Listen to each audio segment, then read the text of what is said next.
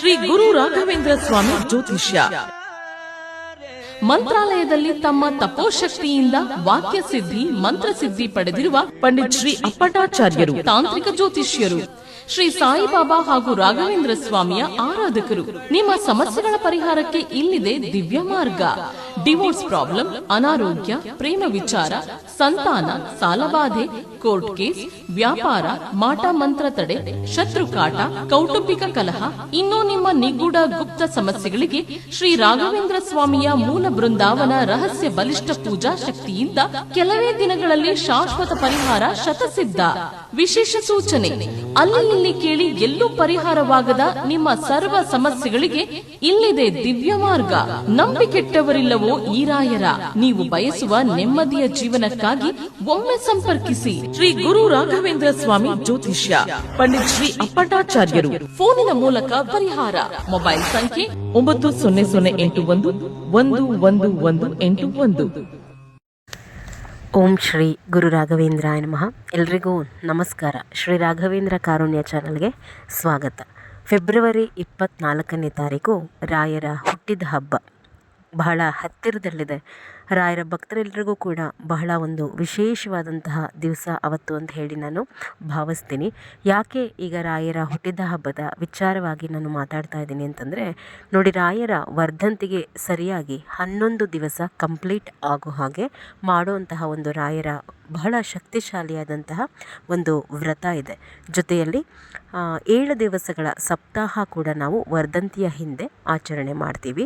ನಾವು ಮಿಕ್ಕದಂತೆ ಏನೇ ರಾಯರ ಪೂಜೆ ಪುನಸ್ಕಾರ ವ್ರತ ಮಾಡೋದಕ್ಕೂ ಈ ರಾಯರ ವರ್ಧಂತಿಯ ಸಮಯದಲ್ಲಿ, ಅಂದರೆ ಅದರ ಹಿಂದೆ ನಾವು ಏನು ಈ ವ್ರತವನ್ನು ಆಚರಣೆ ಮಾಡ್ತೀವಿ ಅಥವಾ ಸರಿಯಾದಂತಹ ರೀತಿಯಲ್ಲಿ ವರ್ಧಂತಿಯ ದಿವಸ ಏನು ರಾಯರ ಪೂಜೆ ಮಾಡ್ತೀವಲ್ವಾ, ಅದು ಬಹಳಷ್ಟು ಫಲಗಳನ್ನು ಕೊಡುತ್ತೆ. ಅಂದರೆ ನೀವು ಏನು ಸಂಕಲ್ಪ ಮಾಡಿಕೊಂಡು ರಾಯರ ಹತ್ರ ಪೂಜೆಯನ್ನು ಮಾಡ್ತೀರಾ, ಖಂಡಿತವಾಗಿ ಆ ಸಂಕಲ್ಪಗಳು ಸಿದ್ಧಿಸುತ್ತೆ. ನಿಮ್ಮ ಕಷ್ಟಗಳು ಏನೇ ಇರಬಹುದು, ರಾಯರ ಯಾವುದೇ ಒಂದು ವ್ರತವನ್ನು ನಾವು ಯಾವುದೇ ಒಂದು ಫಲಾಪೇಕ್ಷೆಗೆ ಮಾಡಬೇಕು ಅಂತ ಏನೂ ಇಲ್ಲ. ಇತ್ತೀಚೆಗಂತೂ ಬಹಳಷ್ಟು ರಾಂಗ್ ಇನ್ಫಾರ್ಮೇಷನ್ಗಳು ರಾಯರ ವಿಚಾರದಲ್ಲಿ ಹರಿದಾಡುತ್ತೆ. ನಾವು ಒಂದೇ ಸಂಕಲ್ಪ ಮಾಡ್ಕೋಬೇಕು ಅಂತಲೂ ಕೂಡ ಹೇಳ್ಕೊಡೋವಂಥವ್ರಿದ್ದಾರೆ. ಅಂದರೆ ಒಂದು ವ್ರತ ಮಾಡುವಾಗ ಆ ಥರ ಯಾವುದೂ ಇಲ್ಲ. ನಿಮ್ಮ ಬೇಡಿಕೆಗಳು ಏನೇನಿದೆ ಎಲ್ಲವನ್ನ ಕೂಡ ರಾಯರ ಹತ್ರ ಹೇಳ್ಕೊಳ್ಳೋ ಅಂತಹದ್ದನ್ನೇ ನಾವು ಸಂಕಲ್ಪ ಅನ್ನುವಂತಹದ್ದು. ನಿಮ್ಮ ಮದುವೆ ವಿಚಾರ ಇರಬಹುದು, ಅಥವಾ ಮಕ್ಕಳಿಲ್ಲದ್ದು, ನಿಮ್ಮ ಮಕ್ಕಳ ವಿಚಾರ, ಅಥವಾ ಒಂದು ಸೈಟು ಮನೆ ಮಾಡ್ಕೋಬೇಕಾ, ಏನೇ ನಿಮ್ಮ ಕಷ್ಟಗಳಿದ್ರೂ ಕೂಡ ಈ ವ್ರತವನ್ನು ನೀವು ತಪ್ಪದೆ ಆಚರಣೆ ಮಾಡಿ. ಇಲ್ಲ ಏನೂ ನಿಮಗೆ ಕಷ್ಟ ಇಲ್ವಾ, ರಾಯರ ಅನುಗ್ರಹವಾಗಿ ಜೀವನದಲ್ಲಿ ಇನ್ನೂ ನೆಮ್ಮದಿಯಾಗಿರಬೇಕು ಅಥವಾ ರಾಯರ ಸೇವೆ ಮಾಡಬೇಕು ಅನ್ನುವಂಥವರು ಕೂಡ ಈ ವ್ರತವನ್ನು ನೀವು ಆಚರಣೆ ಮಾಡಬಹುದು. ವಿಚಾರಕ್ಕೆ ಬರ್ತೀನಿ. ರಾಯರ ವ್ರತವನ್ನು ನೀವು ಆಚರಣೆ ಮಾಡಿದ್ರೂ ಸರಿ, ಇಲ್ಲ ರಾಯರ ವರ್ಧಂತಿಯ ಪೂಜೆಯನ್ನಂತೂ ನೀವು ಯಾರೂ ತಪ್ಪಿಸೋದಿಲ್ಲ. ರಾಯರ ವರ್ಧಂತಿಯ ಆಚರಣೆಯನ್ನು ಮಾಡೋದಕ್ಕಿಂತ ಮೊದಲು ಸ್ವಲ್ಪ ನಿಮ್ಮ ಮನೆಯನ್ನು ನೀವು ಶುದ್ಧಿ ಮಾಡ್ಕೋಬೇಕಾಗತ್ತೆ. ಅಂದರೆ ಮನೆಯನ್ನು ಕ್ಲೀನ್ ಮಾಡ್ಕೋಬೇಕಾಗತ್ತೆ. ಯಾಕೆಂದರೆ ನಾವು ಎಷ್ಟು ಮಡಿಯಿಂದ ನಾವು ರಾಯರ ವರ್ಧಂತಿ ಪೂಜೆ ಮಾಡ್ತೀವಲ್ವ, ಅಷ್ಟೂ ಕೂಡ ಫಲಗಳು. ರಾಯರ ವರ್ಧಂತಿಯ ಪೂಜೆಗೆ ದಯಮಾಡಿ ಆಡಂಬರಕ್ಕೆ, ಅಲಂಕಾರಕ್ಕೆ ಒತ್ತು ಕೊಡಬೇಡಿ. ಶಾಸ್ತ್ರೋಕ್ತವಾದಂತಹ ಪೂಜಾ ವಿಧಾನವನ್ನು ನಾನು ಹೇಳ್ಕೊಡ್ತೀನಿ. ಗುರುಗಳು ಎಲ್ಲವನ್ನೂ ತ್ಯಜಿಸಿದಂತಹ ಯತಿಗಳು, ಅಲಂಕಾರದಿಂದ ನಾವು ಅವರನ್ನು ಒಲಿಸ್ಕೊಳ್ಳೋದಕ್ಕೆ ಆಗೋದಿಲ್ಲ.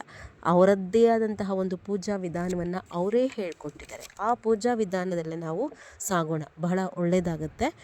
ಯಾವ ರೀತಿ ಮನೆ ಕ್ಲೀನ್ ಮಾಡ್ಕೊಳ್ಳೋ ಅಂಥದ್ದು ಅಂತಂದರೆ, ಫಸ್ಟು ಎಲ್ಲ ಮೂಲೆಯಲ್ಲಿರುವಂತಹ ಕಸವನ್ನು ನೀಟಾಗಿ ತಕ್ಕೊಳ್ಳಿ. ಅಂದರೆ ನಾವು ಪ್ರತಿನಿತ್ಯ ಏನು ಗುಡಿಸ್ತೀವಿ, ಸ್ವಲ್ಪ ಡೀಪ್ ಕ್ಲೀನಿಂಗ್ ಅಂತ ಹೇಳ್ತೀವಲ್ವ, ಆ ರೀತಿ ಎಲ್ಲ ಮೂಲೆಯಲ್ಲಿ ಯಾವ ಒಂದು ಚೂರು ಕಸ ಎಲ್ಲೂ ಉಳಿದ ಹಾಗೆ ನೀಟಾಗಿ ಕಸವನ್ನು ಕ್ಲೀನ್ ಮಾಡ್ಕೊಳ್ಳೋ ಅಂತಹದ್ದು ಮಾಡಬೇಕು. ಮನೆಯ ಧೂಳನ್ನು ಕೊಡುಕೊಳ್ಳೋ ಅಂತಹದ್ದು ಮಾಡಬೇಕು. ಅಥವಾ ಏನಾದರೂ ಪೀರಿಯಡ್ಸ್ ಆಗಿದ್ದರೆ, ತುಂಬ ದಿವಸದಿಂದ ಬೆಡ್ಶೀಟ್ಸ್ಗಳನ್ನೆಲ್ಲ ವಾಶ್ ಮಾಡಿಲ್ಲ ಅಂತಂದರೆ ಆ ಬೆಡ್ಶೀಟ್ಸ್ಗಳನ್ನೆಲ್ಲ ನೀವು ಒಗೆದು ಇಟ್ಕೊಳ್ಳೋ ಅಂತಹದ್ದು. ಅಡುಗೆ ಮನೆಯನ್ನು ಮೇಯ್ನಾಗಿ ಸ್ವಲ್ಪ ಕ್ಲೀನ್ ಮಾಡ್ಕೊಳ್ಳಿ. ಕೆಲಸಕ್ಕೆ ಹೋಗುವಂಥವರು ಎಷ್ಟಾಗುತ್ತೆ ನಿಮ್ಮ ಸಮಯಾನುಸಾರ ನೋಡ್ಕೊಂಡು ಮಾಡ್ಕೊಳ್ಳೋ ಅಂತಹದ್ದು. ಆದಷ್ಟು ಕೂಡ ವರ್ಧಂತಿಯ ಸಮಯದಷ್ಟೊತ್ತಿಗೆ ಸ್ವಲ್ಪ ನಿಮ್ಮ ಅಡುಗೆ ಮನೆಯೂ ಕೂಡ ಕ್ಲೀನ್ ಮಾಡ್ಕೋಬೇಕಾಗತ್ತೆ. ಕೆಲವರು ನೋಡಿ ಮನೆಯಲ್ಲಿ ಬೇಡದೇ ಇರುವಂತಹ ತುಂಬ ಹಳೆಯದಾದಂತಹ ವಸ್ತುಗಳನ್ನ ತುಂಬಿಟ್ಕೊಂಡಿರ್ತೀರ, ಮುಂದೆ ಏನಕ್ಕಾದರೂ ಉಪಯೋಗಕ್ಕೆ ಬರುತ್ತೆ ಅಂತ ಹೇಳಿ. ಬಹಳಷ್ಟು ಹಳೆ ಬಟ್ಟೆಗಳು ಅಂದರೆ ಬಳಸದೇ ಇರುವಂತಹ ಹಳೆ ಬಟ್ಟೆಗಳನ್ನು ಮನೆಯಲ್ಲಿ ಇಟ್ಕೊಳ್ಳುವಂತಹದ್ದು, ತುಂಬ ಹಳೆ ಪಾತ್ರೆಗಳನ್ನು ಕೂಡಿಟ್ಕೊಳ್ಳುವಂತಹದ್ದು, ಹಳೆ ಪ್ಲಾಸ್ಟಿಕ್ ವಸ್ತುಗಳು ಅಥವಾ ಹಳೆ ಪೇಪರ್ಗಳನ್ನು ಹಾಕಿಸ್ಕೊಳ್ಳುವಂಥವರು ಬಂಡ್ಲುಗಟ್ಟಲೆ ತುಂಬಿಟ್ಕೊಳ್ಳಿಕ್ಕೆ ಹೋಗಬೇಡಿ. ಹಳೆ ಕಬ್ಬಿಣದ ವಸ್ತುಗಳು ಇವೆಲ್ಲವನ್ನು ನೀವು ಅನವಶ್ಯಕವಾಗಿ ಎಷ್ಟು ಮನೆಯಲ್ಲಿ ತುಂಬಿಟ್ಕೋತೀರಾ ಅಷ್ಟೂ ದಾರಿದ್ರ್ಯ. ಅವೆಲ್ಲವನ್ನು ಹೊರಗಡೆ ಹಾಕಿ ಮುಂದೆ ಬೇಕಾಗತ್ತೆ ಅಂತೇಳಿ ಕೂಡಿಟ್ಕೊಳಕ್ಕೆ ಹೋಗಬೇಡಿ. ನೀವು ಈ ಥರದ್ದೆಲ್ಲ ತುಂಬ ನೀವು ಮನೆಯಲ್ಲಿ ತುಂಬಿಟ್ಕೊಂಡ್ರಿ ಅಂದರೆ ಒಂದು ನೆಗೆಟಿವ್ ಎನರ್ಜಿ ಫಾರ್ಮ್ ಆಗುತ್ತೆ. ಅಲ್ಲಿ ಏನಾಗತ್ತಾಗ ಎಷ್ಟು ದುಡಿದ್ರೂ ಕೂಡ ಅಷ್ಟೇ, ಬಲಗೈಯಲ್ಲಿ ದುಡಿತಾ ಹೋಗ್ತೀರಾ, ಎಡಗೈಯಲ್ಲಿ ಅನಾವಶ್ಯಕವಾಗಿ ಖರ್ಚಾಗತ್ತೆ, ಮನೆ ಏಳಿಗೆ ಆಗೋದಿಲ್ಲ ಅನ್ನುವಂತಹದ್ದು. ಸ್ವಲ್ಪ ಈ ರೀತಿಯಾಗಿ ಎಲ್ಲವನ್ನು ಕೂಡ ಮನೆ ಕ್ಲೀನ್ ಮಾಡಿಟ್ಕೊಳ್ಳಿ. ಇನ್ನು ರಾಯರ ವರ್ಧಂತಿಯ ವಿಚಾರಕ್ಕೆ ಸಂಬಂಧಿಸಿದಂತೆ ಬಹಳಷ್ಟು ವಿಚಾರಗಳನ್ನು ಹಾಕ್ತಾ ಹೋಗ್ತೀನಿ. ಯಾರೆಲ್ಲ ಮೊದಲನೇ ಬಾರಿಗೆ ಚಾನಲ್ಗೆ ಬಂದು ನೋಡ್ತಾ ಇದ್ದೀರಾ, ಸಬ್ಸ್ಕ್ರೈಬ್ ಮಾಡ್ಕೊಳ್ಳಿ. ನಿಮ್ಮ ಸಪೋರ್ಟ್ ಹೀಗೆ ಇರಲಿ. ಎಲ್ರಿಗೂ ಕೂಡ ರಾಯರು ಒಳ್ಳೇದು ಮಾಡಲಿ. ನಮಸ್ಕಾರ.